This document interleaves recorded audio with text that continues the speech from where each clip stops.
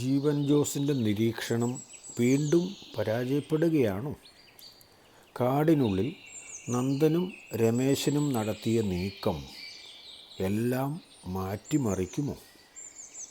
അവസാനം ജോയി കണ്ട കാഴ്ച കുറ്റാന്വേഷണത്തിൻ്റെ ഗതിയെ തന്നെ മാറ്റിമറിക്കുമല്ലോ. നമുക്ക് കേൾക്കാം കൊലയാളി 97-ാം ഭാഗം. ജീവൻ ജോസ് നിരീക്ഷണത്തിനായി ഏൽപ്പിച്ചിരുന്നവരിൽ ഒരാളായ നായാട്ടുകാരൻ ജോയിയുടെ ഫോൺ വന്നത് അപ്പോഴാണ്.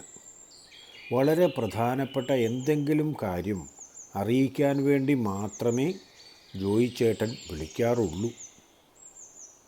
ജോയി ചേട്ടനെ ജീവൻ ജോസ് പരിചയപ്പെട്ടത് ജോസ് മാത്യു വഴിയാണ്. കൽപ്പറ്റയിലെ ബന്ധുവിൻ്റെ വീട്ടിൽ നിന്നും ജോസ് മാത്യു ജോയിയെ പരിചയപ്പെട്ടു. അതിനുശേഷം നന്ദനെ ചോദ്യം ചെയ്യാനും മറ്റുമായി കൽപ്പറ്റയിൽ പോയപ്പോൾ ജീവനും ജോയിയും തമ്മിൽ കൂടുതൽ പരിചയത്തിലായി. ആ പരിചയത്തിൻ്റെ അടിസ്ഥാനത്തിലാണ് ഇങ്ങനെയൊരു കാര്യം അയാളിൽ നിന്നും ആവശ്യപ്പെട്ടത്. ധാരാളമായി വനത്തിൽ പോകാറുള്ളതുകൊണ്ടും വനത്തിൻ്റെ മുക്കും മൂലയും എല്ലാം നന്നായി അറിയാവുന്നയാളുമാണല്ലോ ജോയി. അതുകൊണ്ട് അയാളുമായുള്ള സൗഹൃദം ഉപകാരമാകുമെന്ന് ജീവൻ അന്നേ കണക്കുകൂട്ടിയതാണ്. ആ കണക്കുകൂട്ടൽ ഇതിന് മുൻപ് തന്നെ ശരിയാവുകയും ചെയ്തിരുന്നു. ജീവൻ ഫോൺ അറ്റൻഡ് ചെയ്തു. എന്താണ് ജോയി പറയാൻ പോകുന്നത് എന്ന് കേൾക്കാൻ ആകാംക്ഷയോടെ ജീവൻ കാതോർത്തു. അല്പം ആശങ്കയോടെയായിരുന്നു ജോയിയുടെ സംസാരത്തിൻ്റെ തുടക്കം.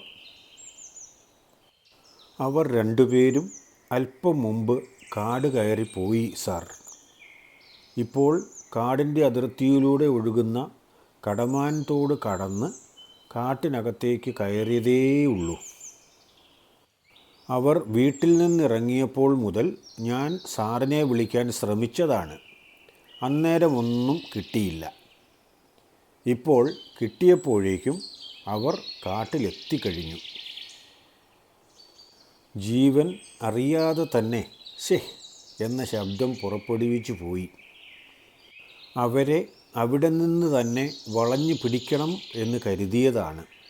അതോടെ മേലുദ്യോഗസ്ഥന്മാരുടെ പരാതിക്ക് അവസാനമാകുമെന്നും വിചാരിച്ചിരുന്നതാണ്.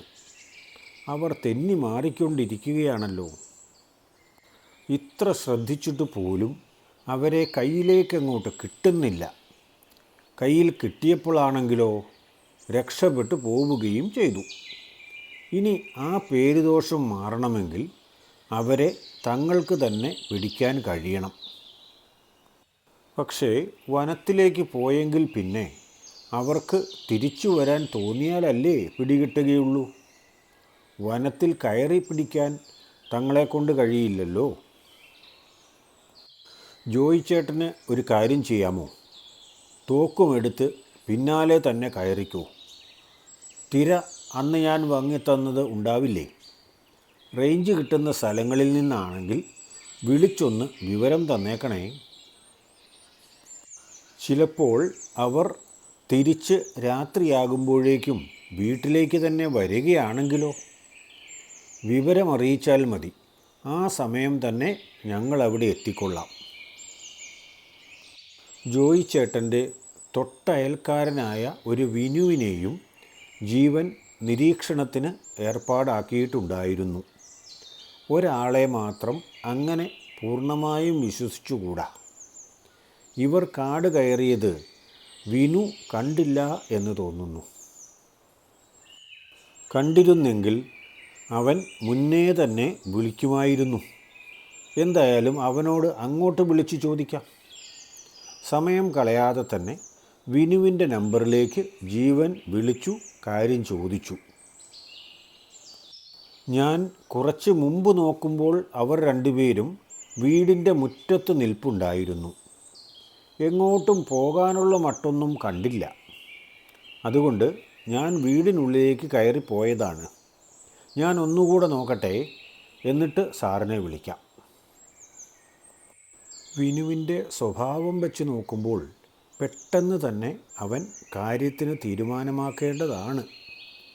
മറ്റൊരു കാര്യത്തിന് പോകാൻ സമയം കിട്ടാറില്ല. വിചാരിച്ചതുപോലെ തന്നെ അധിക സമയം കഴിയുന്നതിന് മുൻപ് വിനുവിൻ്റെ ഫോൺ വന്നു. ജോയി ചേട്ടൻ പറഞ്ഞത് ശരിയാണ്. അവർ പോയി. ജോയി ചേട്ടൻ പിന്നാലെ തന്നെ കാട്ടിലേക്ക് കയറിയിട്ടുണ്ട്. ഇനിയിപ്പോൾ ആ പുറകെ പോയിട്ട് കാര്യമില്ല. കൂരനും ജോയി ചേട്ടനും പോയ വഴി പിന്തുടർന്നിട്ട് ഒരു കാര്യവുമില്ല. ഇതിലേ വേണമെങ്കിലും പോകും. അപ്പോൾ അവർ രണ്ടുപേരും പിന്നെയും തങ്ങളുടെ കയ്യിൽ നിന്നും പോയി. ഒന്ന് പിഴച്ചാൽ മൂന്നെന്നാണല്ലോ കണക്ക്. എപ്പോഴെങ്കിലും കിട്ടും. കിട്ടാതെ അവർക്ക് എവിടെ വരെ പോകാൻ കഴിയും? ഇനിയും പരിശ്രമിച്ചുകൊണ്ടിരിക്കാം. അതുവരെയുള്ള വിവരങ്ങൾ കൈമാറിയിട്ട് ജീവൻ മോഹനൻ സാറിൻ്റെ അടുത്തു നിന്നും പോന്നു. എത്രയും പെട്ടെന്ന് തന്നെ സംഘാംഗങ്ങളുടെ അടുത്തെത്തുകയും വിവരങ്ങൾ അവരെ അറിയിക്കുകയും ചെയ്യുകയായിരുന്നു ലക്ഷ്യം. വിനുവിൽ നിന്നും രഞ്ജിത്തിനും വിവരം കിട്ടിയിരുന്നു. നിരീക്ഷണത്തിനായി നിയമിച്ച വിവരം പറഞ്ഞതും രഞ്ജിത്തിൻ്റെ ഫോൺ നമ്പർ കൊടുത്തതും ജീവൻ ജോസ് തന്നെയാണ്. ഈ സമയം കാട്ടി ജോയി നന്ദനെയും രമേശിനെയും കുറേ അകലെ വെച്ച് കണ്ടു. അവർ പോകുന്നതിന് സമാന്തരമായി കാട്ടിലെ ഒരു വഴിയിലൂടെ ജോയിയും വനത്തിനുള്ളിലേക്ക് നടന്നു. നന്ദന് നേരത്തെ തന്നെ ജോയിയെ പരിചയമുണ്ടായിരുന്നതുകൊണ്ട് വനത്തിൽ വെച്ച് അയാളെ കണ്ടാൽ പോലും നന്ദന് അതിൽ അസ്വാഭാവികതയൊന്നും തോന്നില്ല. കാരണം അയാൾ ജീവിച്ചു പോകുന്നത് വനം കൊണ്ടും വനത്തിലെ മൃഗങ്ങളെ കൊണ്ടുമാണെന്ന് ആർക്കാണ് അറിയത്തില്ലാത്തത്? അവർ തമ്മിൽ സംസാരിച്ചാൽ തന്നെ അന്ന് മൃഗങ്ങളെ ഒന്നും കിട്ടാത്തതിനെക്കുറിച്ചായിരിക്കും സംസാരിക്കുക. ജോയി ചേട്ടൻ വനത്തിൽ പോയി വന്നാൽ മൃഗങ്ങളൊന്നുമില്ലാതെ തിരിച്ചു വരില്ല എന്ന് നന്ദനും അറിയാം. ഇതിപ്പോൾ കണ്ടെങ്കിൽ തന്നെ കാണുന്നത് വനത്തിനുള്ളിൽ നിന്നും തിരിച്ചു വരുന്ന വഴിക്കല്ലല്ലോ. അതുകൊണ്ട് ഇതുവരെയും ഒന്നിനെയും കിട്ടിയില്ലേ എന്ന ഒരു ചോദ്യം പോലും ആവശ്യം വരില്ല. തന്നെ ഇവിടെ വെച്ച് കണ്ടല്ലോ എന്നൊരു വിഷമം നന്ദന് ഉണ്ടായേക്കാം. കാരണം നന്ദന് ഇത്തരം സംഘങ്ങളുമായി ഒന്നും ബന്ധമുള്ള കാര്യം തനിക്ക് അറിയില്ല എന്നാണല്ലോ അവൻ കരുതിയിരിക്കുന്നത്. നന്ദനെ താൻ മുൻപ് വനത്തിൽ വെച്ച് കണ്ടതായി അവന് അറിയില്ല. യഥാർത്ഥത്തിൽ അന്ന് ഒരു ദിവസം ജോയി മറഞ്ഞു നിന്ന് അവരെ കണ്ടതാണ്. ആ വിവരം പോലീസ് പാർട്ടിക്ക് അറിയാം. പക്ഷേ നന്ദനതറിയാമോ എന്നറിയില്ല. അറിയാനുള്ള സാധ്യത കുറവാണ്.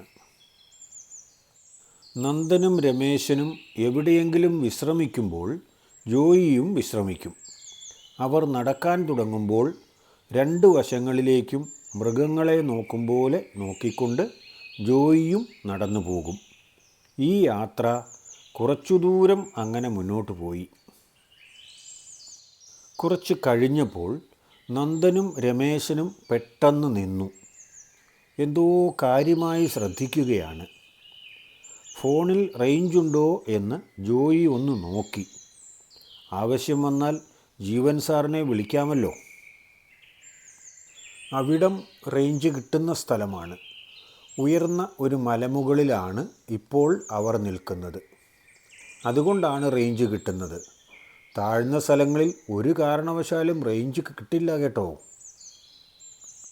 ജോയി ശ്രദ്ധിച്ചു നോക്കുമ്പോൾ നന്ദൻ ഫോൺ ചെയ്യുകയാണ്. വളരെ പെട്ടെന്ന് ഫോൺ സംഭാഷണം അവസാനിപ്പിച്ച് അവർ മുന്നോട്ട് നടക്കും എന്ന് ജോയി വിചാരിച്ചു. എന്നാൽ അവർ അതുവരെ വന്ന വഴിയിൽ നിന്നും മാറി മറ്റൊരു വഴിയിലൂടെ അതുവരെ വന്നതിൻ്റെ ഏതാണ്ട് ഇരട്ടി വേഗതയിൽ യാത്ര തുടങ്ങി. അവരുടെ വേഗതയ്ക്കൊപ്പമെത്താൻ ജോയി നന്നെ വിഷമിച്ചു. എന്നാലും ഇപ്പോഴും ചില സമയങ്ങളിലൊക്കെ അവരെ കാണാം. രമേശനെ പോലെ ഒരാൾ ഇത്രയും വേഗതയിൽ നടന്ന് ഇതുവരെയും കണ്ടിട്ടില്ല. എന്തോ പ്രശ്നമുണ്ട്. അല്ലെങ്കിൽ ആരോ അവരെ പിന്തുടരുന്നുണ്ട്. താൻ അവരെ ശ്രദ്ധിക്കുന്ന വിവരം മറ്റാരെങ്കിലും വിളിച്ചു പറഞ്ഞതാണോ എന്ന് ജോയി ഒന്ന് സംശയിച്ചു. അങ്ങനെ ആയിരിക്കില്ല. അങ്ങനെയാണെങ്കിൽ താൻ എവിടെയുണ്ടെന്ന് അവർക്ക് കണ്ടുപിടിക്കാൻ വളരെ എളുപ്പമാണ്. അവരുടെ കൈകളിൽ കാണാവുന്നതുപോലെ ആയുധങ്ങളൊന്നുമില്ലെങ്കിലും എന്തെങ്കിലും കാണാതിരിക്കില്ല. അവർ രണ്ടുപേരും അതിവേഗം നടന്നു പോയത് വനത്തിലെ ഒരു പാറക്കെട്ടിൻ്റെ മറവിലേക്കാണ്. കുറച്ച് സമയത്തേക്ക് അവരെ രണ്ടുപേരെയും കാണാൻ ജോയിക്ക് കഴിഞ്ഞില്ല. അപ്പോൾ അയാൾക്കൊരു സംശയം തോന്നിയത് ആ പാറക്കെട്ടിൻ്റെ അടിയിലൂടെ വല്ല ഗുഹാമാർഗവും ഉണ്ടോ എന്നാണ്. താൻ ഇതുവരെയും അങ്ങനെയൊന്നും കണ്ടിട്ടില്ല. എങ്കിലും ഇല്ല എന്ന് തീർത്തു പറയാനും കഴിയില്ല. ഇത് വനമാണല്ലോ. വല്ല മൃഗങ്ങളും ഉണ്ടാക്കിയ മടയാണെങ്കിലും മതിയല്ലോ. അത്തരം അപൂർവം ചില മടകൾ മറ്റ് സ്ഥലങ്ങളിലേക്ക് തുറക്കുന്നതും ഉണ്ട്. അങ്ങനെ എന്തെങ്കിലും നേരത്തെ അവർ കണ്ടുപിടിച്ചിട്ടുണ്ടെങ്കിൽ അവർ അതിലൂടെ കയറി മറുവശത്ത് ഇറങ്ങും. എവിടെയാണ് തുറക്കുന്നത് എന്നറിയാതെ അങ്ങോട്ട് പോകുന്നതിൽ കാര്യമില്ല. പക്ഷേ ജോയിയുടെ ആശങ്ക അസ്ഥാനത്തായിരുന്നു. അല്പസമയം കഴിയുമ്പോഴേക്കും അവർ രണ്ടുപേരും പുറത്തേക്ക് ഇറങ്ങി വന്നു. ഇപ്പോഴും വളരെ കാര്യമായി എന്തൊക്കെയോ നിരീക്ഷിച്ചുകൊണ്ടാണ് പുറത്തിറങ്ങുന്നത്. രണ്ടുപേരുടെയും കൈകളിൽ നേരത്തെ ഇല്ലാതിരുന്ന ഒരു സാധനം കാണപ്പെട്ടു. അത് ഗണ്ണാണെന്ന് ഒറ്റ നോട്ടത്തിൽ തന്നെ അറിയാം.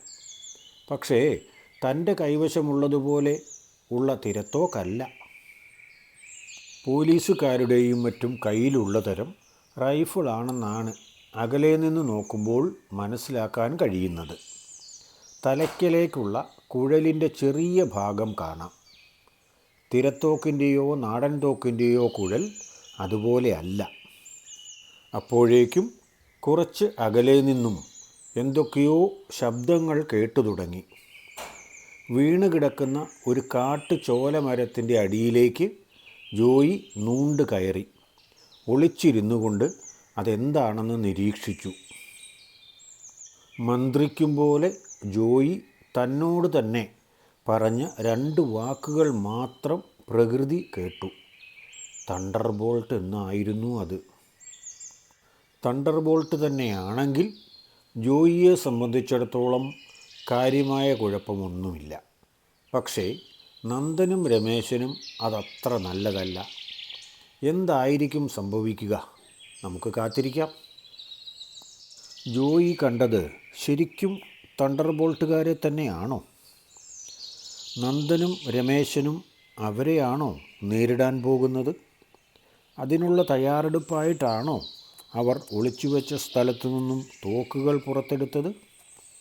നമുക്ക് അടുത്ത ഭാഗത്തിൽ ഇതിൻ്റെ വിവരം അറിയാം. ഇഷ്ടമായെങ്കിൽ ഒന്ന് ലൈക്ക് ചെയ്തേക്കണേ. കൂട്ടുകാർക്കും ബന്ധുക്കൾക്കുമൊക്കെ ഒന്ന് ഷെയർ ചെയ്ത് കൊടുക്കുകയും സബ്സ്ക്രൈബ് ചെയ്യാത്തവർ ചാനലൊന്ന് സബ്സ്ക്രൈബ് ചെയ്യുകയും ചെയ്തേക്കണേ.